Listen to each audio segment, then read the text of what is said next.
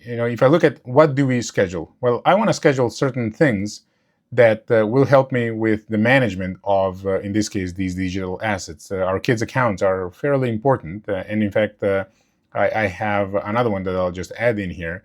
But in this case, I'm starting, say, on the 13th, and I've scheduled a follow-up with my wife, basically, a year from now, when we'll sit down, and we often do a plan for a year by looking 3 to 5 years out, and then we double check how things are going quarterly. If we need to make some adjustments, we do that maybe at that time or monthly.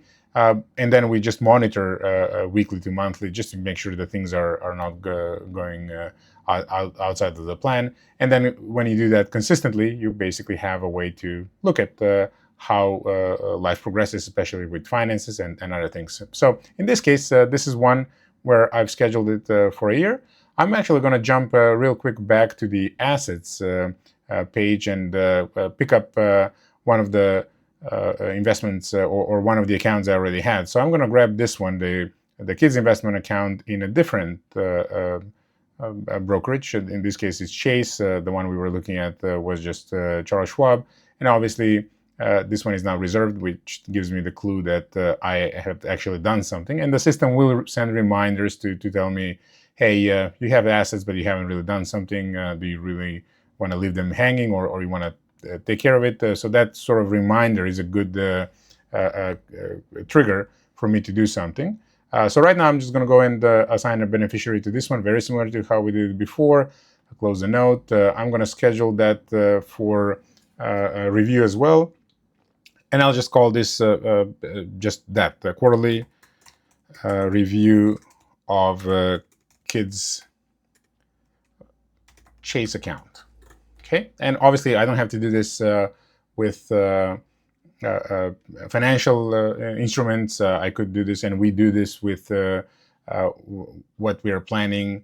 For example, in a Google Planner account, we go and review that. So this is just a way to consolidate everything we have, and I'll do that with Betty since she's my default. And I'm just going to go back to 2025, and maybe let's do that in April, right? So at the end of April. Obviously, this is just an example. And what we'll do for this one, I think that we just want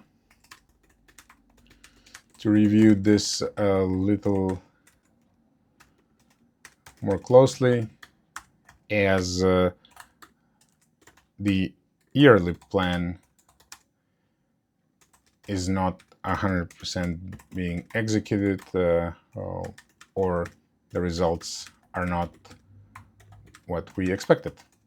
And that way I'll get the reminder and I can always go back to it.